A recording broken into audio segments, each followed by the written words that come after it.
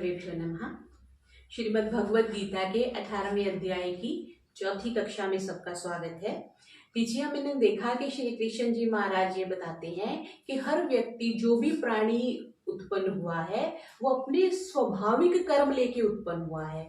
इसलिए अपने स्वाभाविक कर्म को करने से हमें कोई पाप नहीं लगता, लेकिन दूसरे व्यक्ति के, दूसरे वर्ण के कर्म करने से हमें, इसका अर्थापत्ति से यही अर्थ निकलता है कि हमें पाप लगता है। एक तो ये बात कही। दूसरा कहा कि स्वधर्म जैसा भी हो उसका हर कंडीशन में पालन किया जाना चाहिए, क्योंकि भले ही देखने में लगता है कि दूसरे के कर्म बड़े अच्छे हैं, दूसरे का जीवन बड़ा अच्छा है, लेकिन अग्नि जहां भी रहती है वो धुएं से ढकी रहती है। यहाँ पर हमने कल समापन किया था। तो आज हम 49 से शुरू कर रहे हैं। श्री कृष्ण जी संन्यास के बारे में बता रहे हैं कि मन को जो आसक्ति से रहित करने की जो बात है, उसका संदर्भ यहाँ पर चल रहा है। 49 श्लोक में क्या कह रहे हैं? असक्त बुद्धि सर्वत्र जितात्मा विक्त सप्रियः नैकर्म्यम सिद्धिम परमाम संन्यासेन अधिगच्छति। जिसने सब ओर से आसक्ति को खींच लिया है, मीन्स उसकी किसी से भी अटैचमेंट नहीं है। और जिसने क्या कहा? जित आत्मा, जिसने अपने मन को भी जीत लिया है, और जिसने कामनाओं को त्याग कर दिया है, जिसकी कोई कामनाएं बाकी नहीं रह गई हैं, वे इस प्रकार के संन्यास के द्वारा संन्यासेन अधिगच्छति, वो परम सिद्धि को प्राप्त कर लेता है। नैष्कर्म्य कर्म का ना होना जिसको कह देते हैं ना, असक्त बुद्धि कह दिया, जिसने अपने मन को सब तरफ से छीन लिया है, और जिसने अपने मन को जीत लिया है, और विक्त सप्रयोग, जिसकी कोई लालसा नहीं रहेगी, जिसकी कोई इच्छा नहीं रहेगी। इस प्रकार के संन्यास के द्वारा वह किसको प्राप्त कर लेते हैं? परम सिद्धि को प्राप्त कर लेते हैं। परम सिद्धि हम कहते हैं परमात्मा को कह दिया, मोक्ष को कह दिया। जो कामों में मन को लगावट नहीं, हवस तर्क को नफ्स जेरे नहीं, तो इस तर्क से पाए रुतबा बुलंद, न कर्मों की बाकी रहे कैदो बंद। उसमें कोई भी कर्मों की बाकी नहीं रहती। अब परम सिद्धि की प्राप्ति के क्या साधन है उसको बता रही हैं।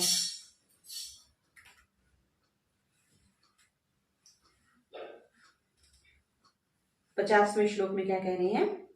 सिद्धिम प्राप्तो यथा ब्रह्म तथाप्नोति निबोध में समासेनैव कौन्तेय निष्ठा ज्ञानस्य या परा।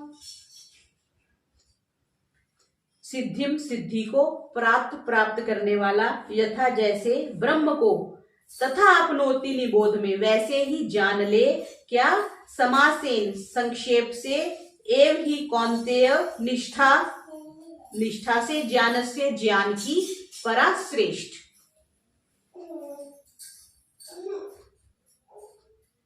सिद्धिम, सिद्धि को कह दिया। कैसे कहा कि हे कौन्तेय, सिद्धि को प्राप्त कर लेने के बाद, सिद्धिम प्राप्तो यथा ब्रह्म, सिद्धि को प्राप्त कर लेने के बाद व्यक्ति ब्रह्म को प्राप्त कर लेता है। कैसे? जो ज्ञान की पराकाष्ठा है।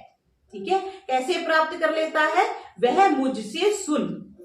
तथा अपनोति निवेद में समासेन एव कौन्तेय निष्ठा ज्ञान से या परा, जो परम पराकाष्ठा है ज्ञान की, उसको तू अब मेरे से सुन। ऐसा 50वें श्लोक में श्री कृष्ण जी ने कहा। सुनब मुक्त सर मुझसे कुंती के लाल, के हासिल जो करता है औजे कमाल, वो फिर ब्रह्म से जाके विशाल हो कब, यह आली तरी ज्ञान हासिल हो कब। उसके बारे में आगे बता रहे हैं। बुद्धया विशुद्धया युक्तो धृत्यात्मानं नियम्य च शब्दादीन विषयांस त्यक्त्वा राग द्वेषो व्युदुस्य च। बुद्धया, बुद्धि से, विशुद्धया, विशुद्ध, युक्त होकर के, धृत्या, धैर्य से, आत्मानम, अपने आप को, स्वयं को, नियम में करके, संयम में करके, और क्या बताया? शब्द आदि विषय, 5 शब्द, स्पर्श, रूप, रस, गंध, शब्द आदि जो विषय हैं, त्यक्त्वा, उनको छोड़कर, राग और द्वेष को भी, व्युदुस्य, नष्ट करके, इन कॉन्टिन्यूशन अगले श्लोक में जाएगा कि विशुद्ध बुद्धि से युक्त हो जाए व्यक्ति, अपने आप को धैर्य से रखे, संयम में रखे, शब्द आदि इंद्रियों के विषयों का त्याग कर दे, राग और द्वेष को नष्ट करे। और आगे कंटिन्यू कर रहे हैं 50 सेकेंड में। हो काबू जिसे नफ्स पर मुस्तकिल, करे पाक दानिश में सरशार दिल, न आवाज व महसूस अशिया से काम, जो रगबत से नफरत से बाला मदाम। 50 सेकेंड में इसको कंटिन्यूशन में क्या कह रहे हैं? विविक्त सेवी लघवाशी यत वाक्काये मानसः, ध्यान योग परो नित्यम वैराग्यम समुपाश्रितः। विविक्त सेवी किसको कहते हैं? एकांतवासी। एकांत, कल परसों ही कोई भाई जी आए थे तो पूछ रहे थे क्या अकेले रहना चाहिए, तो कितना स्पष्ट आ गया कि जो साधक है उसको अकेले ही रहना चाहिए। विविक्त सेवी एकांतवासी होना चाहिए, लघुवाशी थोड़ा खाना चाहिए, भरपेट नहीं खाना चाहिए, यत वाक्य मानसा वाणी काया और मन को नियंत्रण में, तीनों चीजों को, वाणी को, काया को और मन को नियंत्रण में रखना चाहिए। ध्यान योग पर, ध्यान और योग पर लगे रहना चाहिए, नित्यम सदा, वैराग्यम वैराग्य को, समुपाश्रित आश्रित लेने वाला। पिछले से कंटिन्यूशन मेरा, एकांत स्थान में रहने वाला, अल्प आहार करने वाला, शरीर वाणी और मन को अपने वश में रखने वाला, सदा ध्यान और एकाग्रता में लगे रहने वाला और वैराग्य की शरण में लिया हुआ। ये ब्रह्म प्राप्ति के जो उपाय हैं उसकी बात कर रहे हैं। 53rd में इसको कंटिन्यूशन में चल रहा है। अहंकारम बलम दर्पम काम क्रोधम परिग्रहम, विमुच्य निर्ममः शांतो ब्रह्म भूयाय कल्पते। यहाँ के संपूर्ण किया, ब्रह्म भूयाय कल्पते। कैसा? ब्रह्म के साथ एकाकार होने पर क्या होता है? वह साधक जो है अहंकार, ब्रह्म भूया स्थिति कब मिलती है? अहंकार को छोड़ता है, बल को छोड़ता है, दर्प, काम, दर्प हो गया अभिमान, काम काम वासना हम समझते हैं, क्रोध को परिग्रह, इनको धन संपत्ति इकट्ठा करने का जो विचार है उसको छोड़ता है, विमुच्य इनको छोड़ करके निर्मम शांतो, बस वो शांत हो जाता है, ब्रह्म भूयाय कल्पते, वो ब्रह्म के साथ एकाकी होता है। कितनी कंडीशंस बता दी? 51st से लेकर के 53rd तक इस चीज को बताया 3 श्लोकों में कि जो ये क्योंकि अर्जुन ने प्रश्न किया ना कि जो परम सिद्धि को कौन प्राप्त होता है, पीछे ये बात आई है, तो उसको श्री कृष्ण जी इन 3 श्लोकों में कंपाइल अप करके कह रहे हैं कि ब्रह्म भूयाय कल्पते, वो ब्रह्म को प्राप्त होता है जो ये सब कुछ करता है। 53rd, अहंकार इसमें ना बल का गरूर, तकब्बर गजब हिर्स शाहवत से दूर, खुदी से बरी जिसके दिल में सकूं, वही ब्रह्म का वस्ल पाए न क्यों। जिसके दिल में सकूं है वही ब्रह्म का वस्ल प्राप्त कर सकता है। आगे 54 में क्या कह रहे हैं? ब्रह्म भूता प्रसन्नात्मा न शोचति न कांक्षति, समः सर्वेषु भूतेषु मद भक्तिम लभते पराम। मद भक्ति, जो मेरी भक्ति करता है वो परम को प्राप्त होता है। हम किस लिए भगवत गीता पढ़ रहे हैं? क्योंकि हम परम को पाना चाहते हैं। दुनिया तो हमें मिली हुई है, दुनिया में हमें जो चाहिए था ऑलमोस्ट सबको हमको मिला हुआ है जो हम पढ़ रहे हैं। अब हमें वो चाहिए, परम चाहिए। परम के लिए इतनी सारी कंडीशंस बता दी। क्या कह रहे हैं? ब्रह्म भूता प्रसन्नात्मा, ब्रह्म के साथ एकाकार होने पर वो क्या हो जाता है?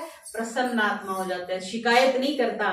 फिर ना सोचती ना कांक्षती, ना वो शोक करता है ना कोई इच्छा रखता है। और ऐसा व्यक्ति क्या कहते हैं? सब प्राणियों में समदृष्टि रखता है, जैसा भी है, चाहे कुत्ता है, चाहे बिल्ली है, चाहे कबूतर है, पक्षी है, कोई भी है, उसके साथ वो कहते हैं समदृष्टि रखता है और वो मेरी परम भक्ति को प्राप्त कर लेता है जो ऐसी सिचुएशन में रहते हैं। ब्रह्म भूयाय कल्पते, पीछे अगर आपको स्मरण हो एक शब्द आया था ब्रह्म भूता प्रसन्नात्मा, ये भी कहा था। ब्रह्म भूय शब्द आया है, ब्रह्म भूत शब्द आया है कि वो ब्रह्म से एकाकीकार हो जाता है जो ये सब कंडीशंस को फॉलो करता है। तो वो कैसे होगा?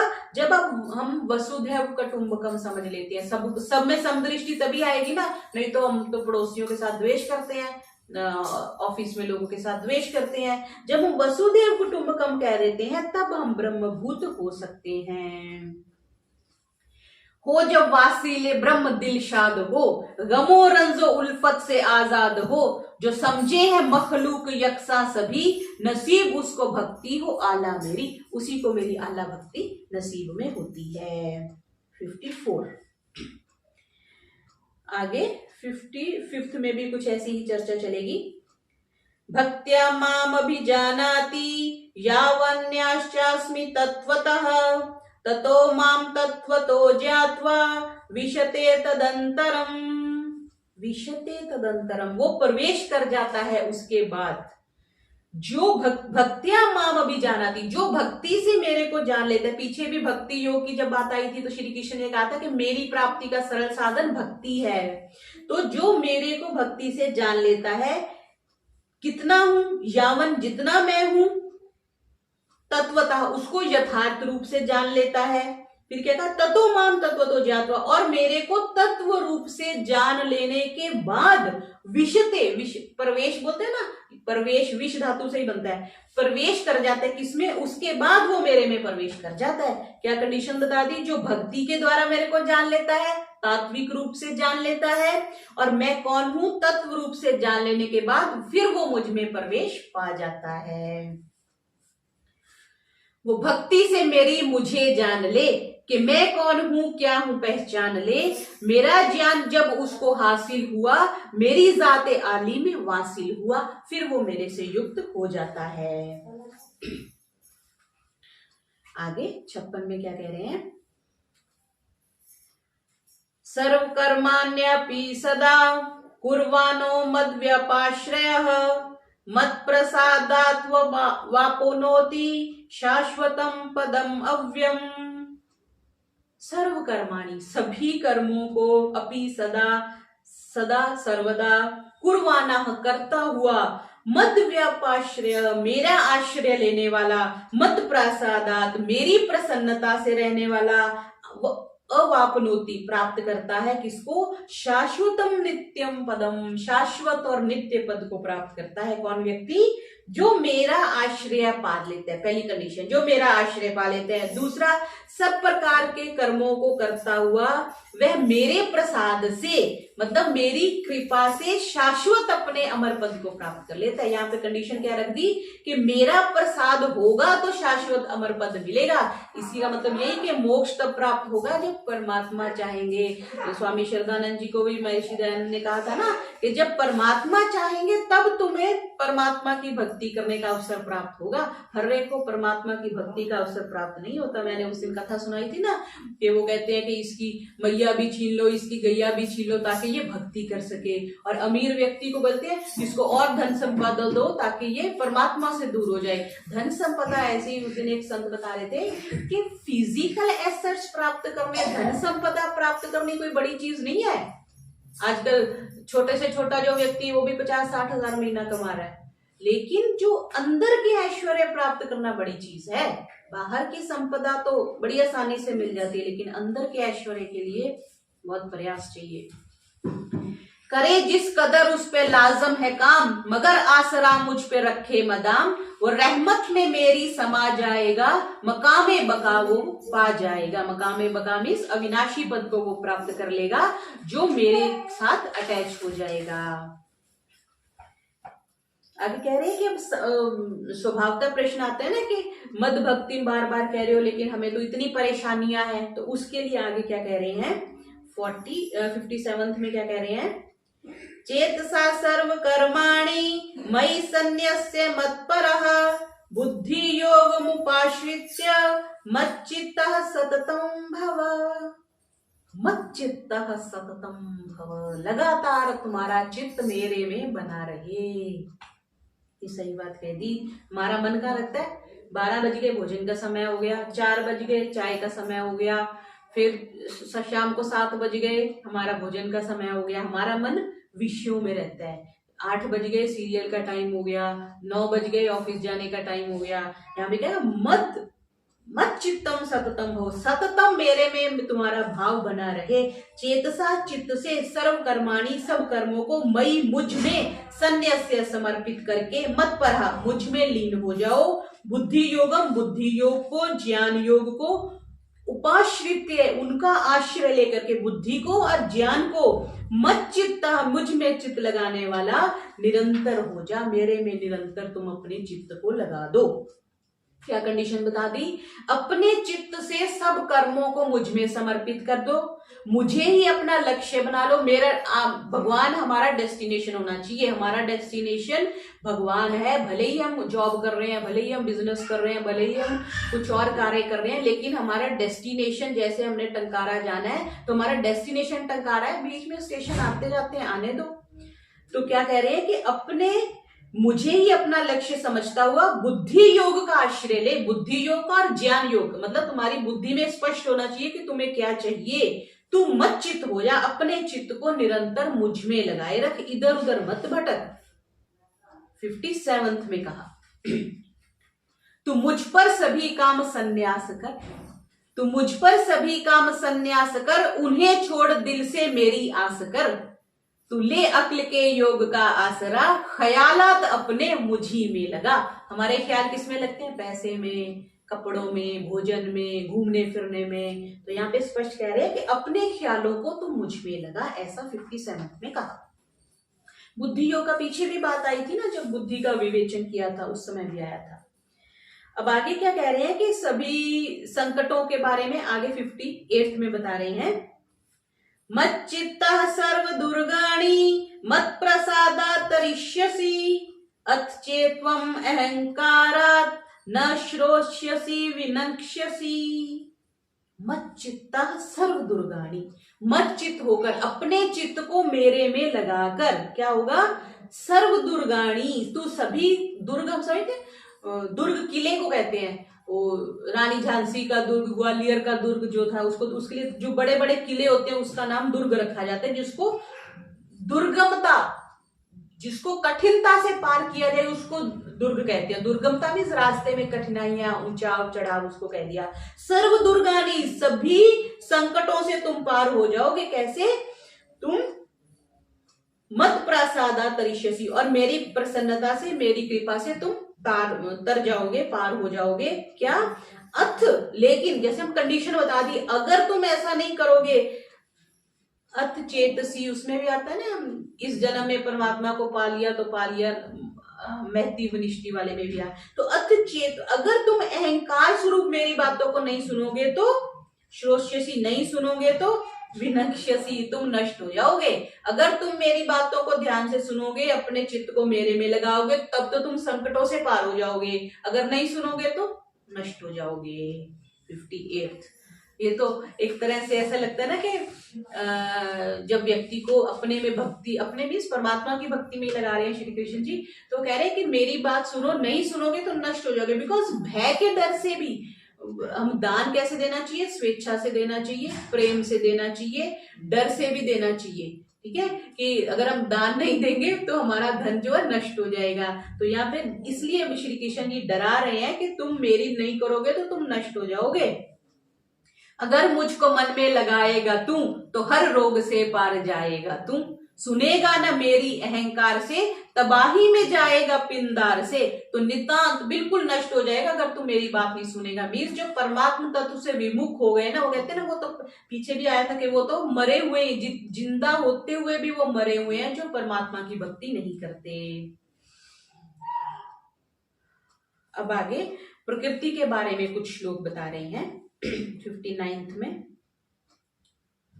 यद्यहंकारमाश्रित्य नायोत्स्य इति मन्यसे, मिथ्यैष व्यवसायस्ते प्रकृति स्वाम नियोक्ष्यति।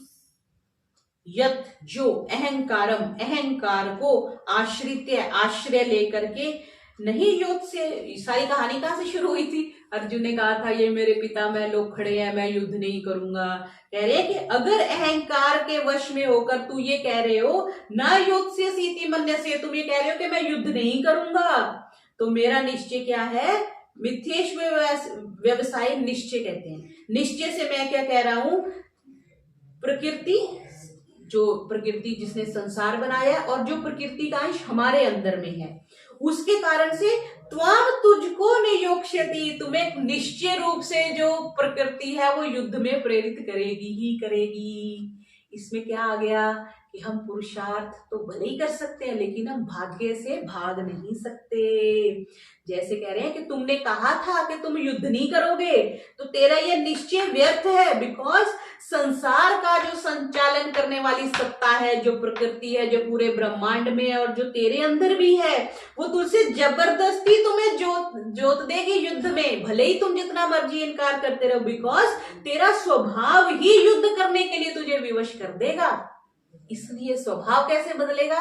जब हम परमात्म तत्व को, जबकि परमात्म तत्व ही तो प्रकृति को संचालन कर रहा है, प्रकृति जो समष्टि में भी संचालित हो रही है और मेरे अंदर व्यष्टि में भी संचालित हो रही है। अगर मैं उसकी शरण में जाऊंगी तो वो मेरे अंदर की प्रकृति को भी कंट्रोल में करेगा और उसके अकॉर्डिंग बाहर की प्रकृति को भी। जब हम रेकी सेशंस लेते हैं, हम उसमें सिखाते हैं, तो हम यही बात समझते हैं, ये वहां का टॉपिक है, मैं आपको कवर कर देती हूँ। परमात्मा की इच्छा ये है, मेरी इच्छा ये है। जब हम परमात्मा की भक्ति करते हैं, रेकी करते हैं, अनुसरण उसका करते हैं, तो धीरे धीरे क्या होता है, जो मेरी इच्छा है वो भी ऐसे हो जाती है। तो जो फिर परमात्मा की इच्छा वो मेरी इच्छा हो जाती है, तो क्लैश नहीं होता कि मैं चाहती हूँ बिजनेस करना, परमात्मा चाहते हैं नौकरी करना, तो सारी उम्र वो द्वंद्व चलता रहेगा रिटायरमेंट होने तक, तो वो नहीं होता। So we move as per God's will. तो यहाँ पे यही बात कह रहे हैं कि अगर तू ये सोच रहा है कि तू युद्ध नहीं करेगा, तो प्यारे प्रकृति तेरे को युद्ध में लगा ही देगी। You can not run from the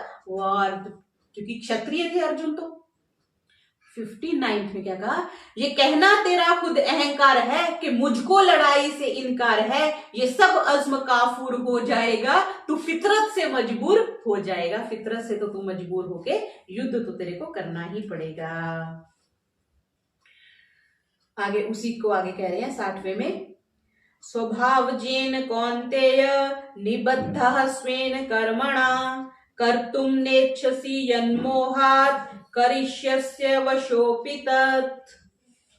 क्या कह रहे हैं इसमें, स्वभावजेन, स्वभाव से, कौन्ते हे अर्जुन, निबद्ध, बंधा हुआ, स्वेन अपने, कर्मणा, कर्म करने के लिए, इच्छसी अभिलाषा करता है, जिसको मोहात मूढ़ता के कारण विवश हुआ भी। अब बताओ, अब आप जीवन से भाग सकते हैं? कई लोग 70 साल 75 साल के हो जाते हैं, तो अपने जो लाइफ पार्टनर होता है उससे बड़े परेशान रहते हैं, मैंने तो इससे शादी करके गलती कर ली। आपकी प्रकृति में ये लिखा हुआ है, यही था। You can not run away from that family, from that person, from that job. जो आपकी प्रकृति बन चुकी है, you have to go through it. तू मोहवश जिस काम को नहीं करना चाहता ना, उसे तू अपने स्वभाव से उत्पन्न होने वाले कर्म से बंधा हुआ होने के कारण विवश होके करेगा। तू भले ही जितना मर्जी कह ले कि तू युद्ध नहीं करेगा, पर तेरे अंदर बैठा हुआ परमात्मा तत्व प्रकृति को ऐसे प्रेरित करेगा कि तुझे युद्ध करना ही पड़ेगा। कोई भी कार्य, सबके लिए इन जनरल कह रहे हैं कि तुम्हें युद्ध करना ही पड़ेगा। बनाया है जो तेरी फितरत ने धर्म, कराएगी फितरत वही तुझसे कर्म। तुझे लाख रोके फरे बेख्याल, करेगा तू नाचार कुंती के लाल। तू बाध्य होकर के उस कार्य को अवश्य करेगा। तो आज की इस कक्षा में हमने 18वें अध्याय के 60 श्लोकों को देखा। ओम